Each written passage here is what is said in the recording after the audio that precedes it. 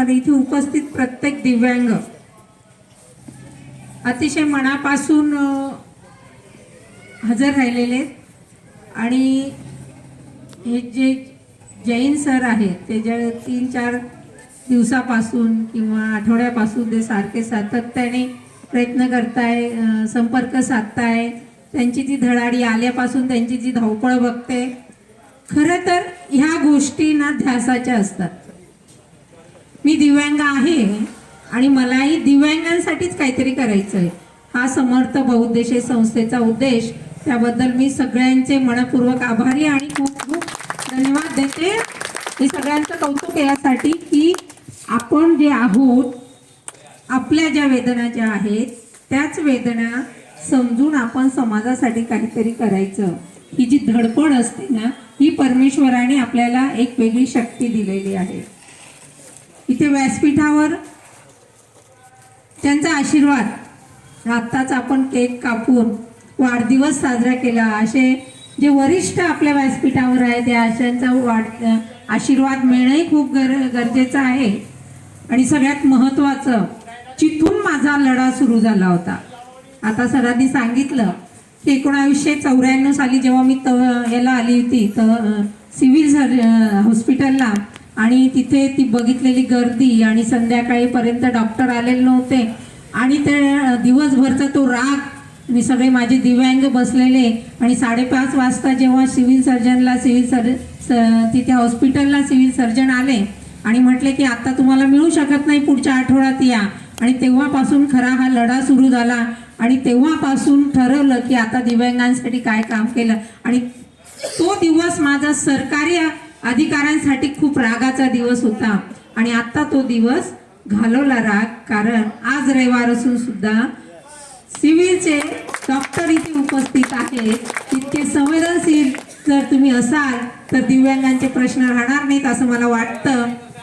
त्या दिवशी मी 5:30 वाजता माझं सर्टिफिकेट फाडून त्यांच्या तोंडावर फेकलं होतं आणि सांगितलं होतं की तुमच्या सर्टिफिकेटची मला गरज नाही आणि मी कुठल्याच शासनाच्या योजना या सर्टिफिकेटवर घेणार नाही. पण या इथे जेवढे दिव्यांग माझे बसलेले आहेत त्या दिव्यांगांना न्याय देण्यासाठी तुम्हाला 40गाव सारख्या तालुक्यात यावं लागेल. आणि हा माझा त्यांना ते आव्हान करून आली होती. मला माहिती नव्हतं ह्या आव्हानाचा काय परिणाम होईल. वय वर्ष 16 होतं आणि त्यांना मी त्या आव्हान करून आलेली होती. आणि आल्यानंतर योगायोग, कारण मला प्रत्येक पदोपदी परमेश्वराचे रूप भेटले. आणि तुम्हालाही सांगते, आपली वृत्ती चांगली असेल, आपले कर्म चांगले असतील तर आपल्याला क्षणोक्षणी परमेश्वर भेटत जातात. हा माझा आध्यात्मिक विश्वास आहे असं सांगते मी तुम्हाला. आणि वाईटाला चांगलं करणं आणि वाईटातून चांगलं शोधणं ही आपली दृष्टी ठेवायला पाहिजे. मी जेव्हा ठरवलं की आता दिव्यांगांसाठी काम करायचं आहे, आणि तेव्हा माझ्या मैत्रिणीचा भाऊ रोटरीचा अध्यक्ष होता, त्यांनी मला योगायोगाने विचारलं, मीनाक्षीताई आपण दिव्यांगांसाठी काय करू शकतो. आणि त्या काळाला 40गाव तालुक्यामध्ये फक्त 5% दिव्यांगांजवळ दिव्यांग सर्टिफिकेट होतं, 95% दिव्यांगांजवळ सर्टिफिकेट नव्हतं. तर आम्ही तो मेळावा घेतला होता, तेव्हा मराठे सर होते सिव्हिलला, आणि तो मेळावा सकाळी 9 पासून तर रात्री 9:30 पर्यंत चालला आणि 1800 दिव्यांगांना दिव्यांग प्रमाणपत्र मिळालं होतं.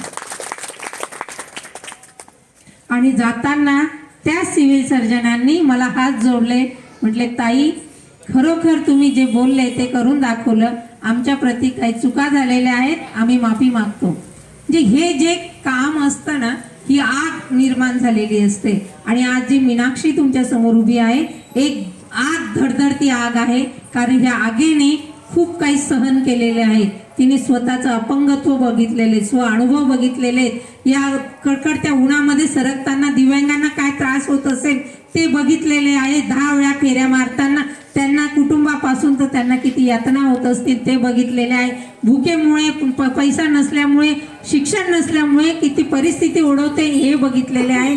माझे वडील वयाच्या 12व्या वर्षी वारले आणि तेव्हापासून कुटुंबाला साधन म्हणून मला काहीतरी सहकार्य करायचं म्हणून मी हात शिलाईच्या मशीनवर काम करायला सुरुवात करली.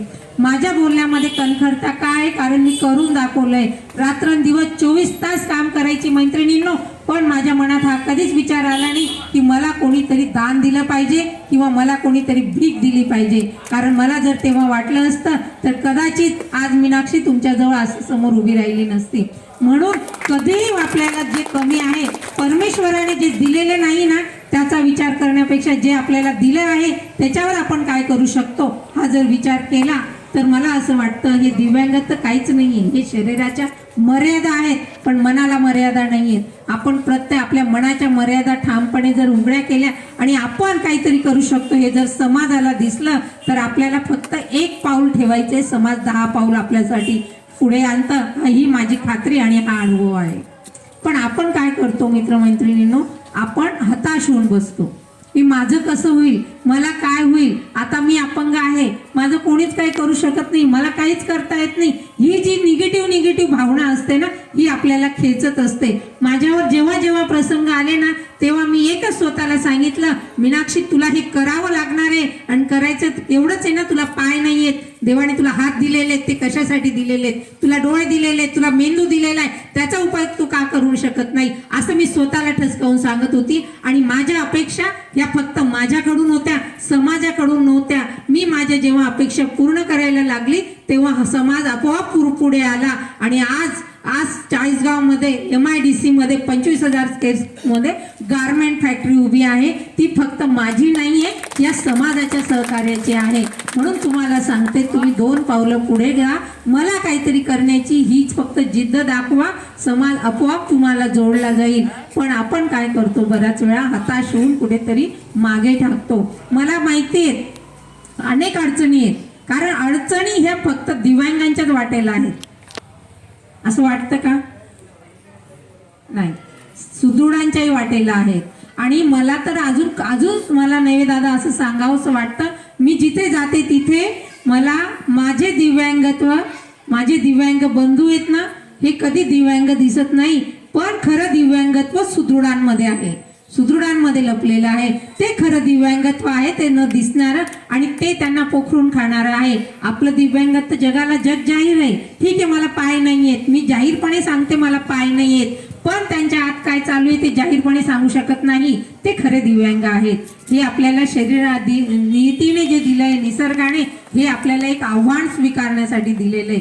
ठीक आहे ना, या पाय नाही आहेत म्हणून मी चालू शकत नाही असं नाहीये, बुद्धीचे पाय बनवते. 24 तास पळते मैत्रिणींनो, मी तुम्हाला सांगते, खास करून तुम्हाला सांगते, 24 तास पळते मी.